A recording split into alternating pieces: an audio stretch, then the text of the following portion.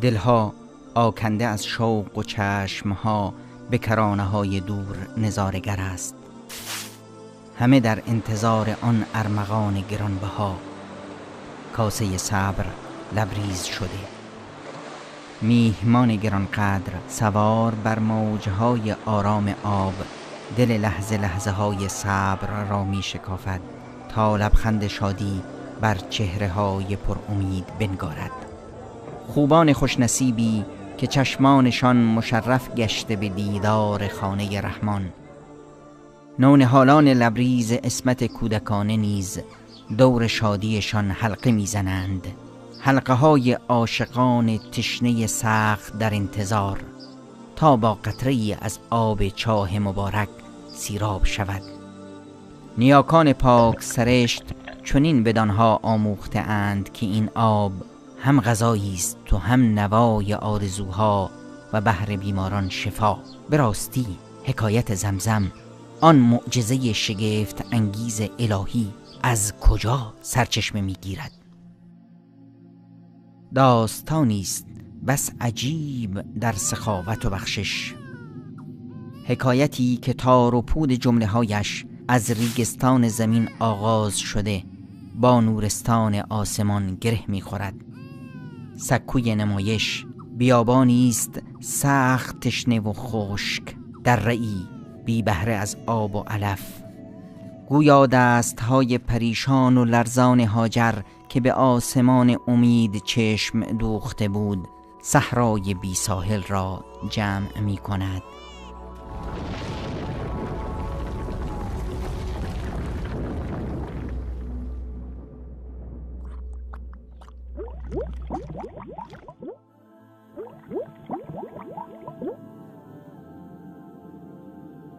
آه، غریق رحمت الهی بادا مادر اسماعیل. کاش زمزم را به حال خود می‌گذاشت تا فواره‌ای جوشان و پرخروش می‌گشت. این است اثر ضربه جبریل، چاهی گرانسنگ، سرور آبهای جهان، معجزه‌ای ماندگار تا بدان روز که بنگارد خدای پایان عمر جهان را بر دفتر گیتی.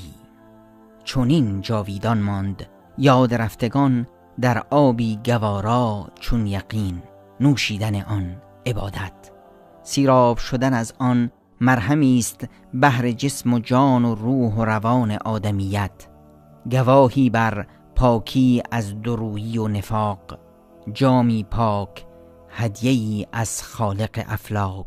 برکت رسول رب العالمین چون نوری بر آن نورها تابید. آب دهان آن مبارک این مبارک را ز مشک و عنبر عطرآگین تر نمود. دل آن مبارک را در تشتی طلایی از این آب پرگوهر جلا بخشیدند. این است ارمغانی الهی بهر عابدان و عاشقان خانه معبود. جوشان و خروشان، نه کم گردد و نالان، نه خشک و پریشان. هر که با آن دوام انسی گیرد، نه از تشنگی برآرد آهی و نه گرسنگی را بدو باشد راهی. زمزم تو چه زیبا آیتی ماندگار. 21 متر نه بیش فاصله بین کعبه و چاه زمزم است. دهانه چاه در مطاف درست مقابل حجر اسود قرار دارد. این آب گوارا از 2 سرچشمه می جوشد، یکی از طرف خانه مبارک رحمان و آن دیگر از جانب کوه ابی قبیس و صفا. این چاه گرانبها همیشه پاک و گواراست، نه جلبک در آن می روید و نه حشرات و نه هر آنچه دیگر آبها را کثیف و آلوده می کند را توان نزدیکی بدان. زمزم به فرمان الهی لحظه ای نیز از بخشش آبش دریغ نمی ورزد. در کمترین لحظه های سخاوت به معدل حداقل 11 لیتر آبدهی در ثانیه و بالاترین درجه بخششش 18 لیتر آبدهی در ثانیه است. این چاه معجزه شگفت انگیز با آن آب گوارای خروشانش تنها 31 متر عمق دارد. سفرنامه این آب مبارک با 2 دستگاه پمپاژ بزرگ که بر چاه نصب شده و یکی پس از دیگری 24 ساعته در کارند آغاز می شود. آب مستقیما به صورت اتوماتیک از راه لوله‌های مخصوص جهت حفاظت از ویژگی‌های آب گوارا به پروسه خدمت زمزم ملک عبدالله ابن عبدالعزیز در منطقه کدی منتقل می شود. پس از آن آب سفر پرمشقت خود را به 4 سوی جهان تا لبیک گفتن به لبهای مریدانش طی می کند. زمزم مبارک روزانه تا مسجد نبوی در مدینه منوره رخت سفر بر می بندد. مخازینی مخصوص و مجهز به بهترین امکانات بهداشتی آب گوارا را از جوار بیت الله گرفته به کنار آرامگاه حبیب الله منتقل می کنند. مخازن با قفل‌های خاصی مجهز شده اند که تنها کارمندی مسئول در مسجد رسول الله صلی الله علیه و سلم می تواند آنها را باز و بسته کند تا نشاید هیچ گونه میکروبی این آب گوارا را آلوده سازد. در روزهای عادی به معدل 150,000 لیتر و در ایام شلوغ تا 400,000 لیتر زمزم به مسجد النبی صلی الله علیه و سلم می رسد. این سفر پرماجرا از بارگیری تا استقبال از میهمان ارزشمند و نظارت کامل بر لوله‌ها و آب انبارها به وسیله برنامه کامپیوتری پیشرفته‌ای به نام اسکادا لحظه به لحظه کنترل می شود. زمزم مبارک در کلمن‌های بهداشتی ویژه‌ای جهت صرف به میهمانان خانه رحمان تقدیم می گردد. تعداد این کلمن‌ها در حرمین شریفین 40,000 تاست که به صورت بسیار دقیق و برنامه ریزی شده در اماکن خاصی از راهروها و سالن‌های حرمین شریفین در دسترس میهمانان قرار دارند. کلمن‌ها از آب انبارهای ویژه‌ای در حرمین شریفین که بدین جهت طرح ریزی شده بارگیری می‌شوند. سپس با دقت توسط ماشین‌های برقی به جاهای مشخص شده منتقل می‌گردند. آب به صورت عادی و همچنین سرد حسب میل نمازگزاران و عابدان در اختیار آنها قرار می‌گیرد. در کنار کلمن‌های آب جهت حفظ سلامت حاجیان لیوان‌های بهداشتی پلاستیکی یک بار مصرفی نیز قرار داده شده است. روزانه بیش از 2 میلیون لیوان مورد استفاده حاجیان قرار می‌گیرد. در بالای کلمن‌ها قفل‌های خاصی نصب شده تا آب زمزم را از گزند هر گونه دستکاری و یا ناخالصی و گرد و غبار و میکروب در امان نگه دارد. در ایستگاه‌های خاصی کلمن‌ها زمان بندی شده به صورت بسیار دقیق و بهداشتی شسته و ضد عفونی می شوند.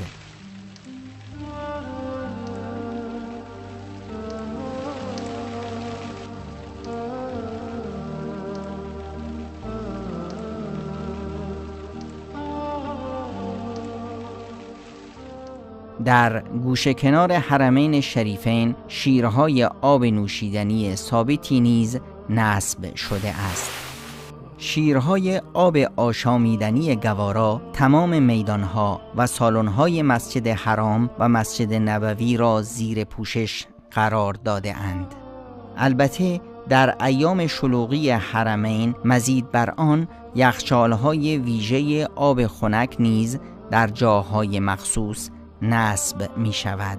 در قسمت شرقی صحن مسجد حرام مکان خاصی به نام سبیل زمزم جهت پر کردن گالون‌های شخصی ترتیب داده شده تا نمازگزاران و زائران به راحتی بتوانند شوق خود را از زمزم سیراب کنند.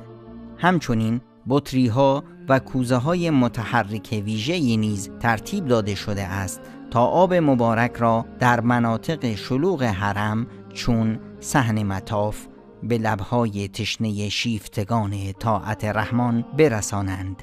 در این حال مدیریت حرمین جهت خدمت به مشتاقان آب مبارک بطری‌های بهداشتی کوچکی تهیه دیده تا هنگام طواف در مسجد حرام در میان حاجیان و زائران خانه رحمان و در صف اول و در مصلای جنازه تقسیم شود.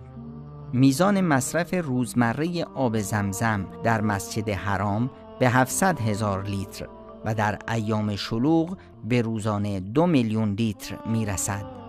برای محافظت در مقابل باکتری‌ها و هر آنچه گمان رود میتواند این آب مبارک را آلوده کند، در طول روز از آب انبارها و یخچالها و شیرها و کلمنها نمونه برداری می شود. این نمونه ها که روزانه به 100 مورد می رسد در آزمایشگاه ویژه این کار مورد بررسی قرار می گیرند تا از سلامت و بهداشتی بودن آب اطمینان کامل حاصل شود. به چه سفر پرماجرا و زیبا و مبارکی است. اما پرسشی بس مهم همچنان باقی است. این چه کارخانه است که مسئولیت پروسه بزرگ آب زمزم را چنین با دقت مدیریت می کند؟ در سال 1431 هجری مصادف با 2010 میلادی جهشی بس بزرگ و پیشرفتی چشمگیر بر پروسه آب زمزم مبارک صورت گرفت.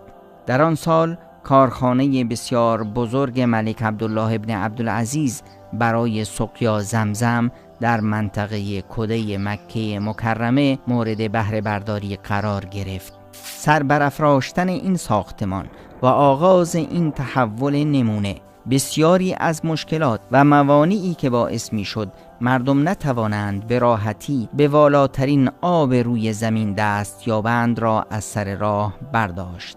این پروسه ابتکاری آب مبارک را با ویژگی‌های بهداشتی بی سابقه ای در اختیار همه قرار داد و با پر کردن و پلم کردن و توزیع اتوماتیک توسط دستگاه‌های دارای استاندارد جهانی زمزم مبارک را از هر گونه دستکاری و آلودگی محفوظ داشت. این کارخانه انبار مرکزی تمام اتوماتیک با ظرفیت نگهداری همزمان 1.5 میلیون بطری 10 لیتری آب زمزم در اختیار دارد. با این برنامه شلوغی و ازدحام برای دریافت آب مبارک برای همیشه رفع شد. با دستگاه خودخوانی که به صورت اتوماتیک رسید را می‌خواند و تعداد بطری‌های مستحق را پرداخت می‌کند، مشکل شلوغی و ازدحام و همچنین بهداشتی بودن آب و محافظت آن از آلودگی‌های محتمل به کلی رفع شده است. هیچ حد و مرزی را نمیتوان برای آینده این مسیر تابناک با پرتوهای نورانی خادمان حرمین شریفین تصور کرد، چرا که هیچ سدی نمیتواند از تلاش روزافزون آنها برای تقدیم خدمات بهتر و رشد خدمات آنها از سطوح برتر جهانی بکاهد تا صفا و جلال این آب گوارای مبارک در بالاترین درجه حفظ گردد. گردانهایی از بازوان شجاع و با همت حرمین شریفین که پروردگار متعال آنها را جهت این خدمت والا گلچین نموده شبان روز در خدمتند. این خوبان زندگی و شیرازه سالها تجربه و تلاششان را جهت رساندن این آب مبارک به مؤمنان صادق در سراسر جهان وقف کرده اند. هنرمندان ماهر و خوشتینت، ناظران و کارگران خوش سلیقه و با همت، مسئولان و کارمندان نیکو و شایسته، اینها پل ارتباطی بین فرمان الهی و مژده شادی مؤمنان و ساجدان و شب زنده‌دارانند. آنهایی که صداقت و اخلاص را دستور شرافت هر کال بودی می‌دانند که خداوند به او شرف خدمتگزاری در این میدان مبارک را عطا فرموده است تا بر لحظه لحظه کار نظارت کنند. مدیر کل شؤون مسجد حرام و مسجد نبوی و معاون و همکاران این بزرگواران، خداوند مزید توفیقشان دهد و بر توانمندی‌هایشان بیفزاید و به سوی بهتر شدن راهنمایشان گردد.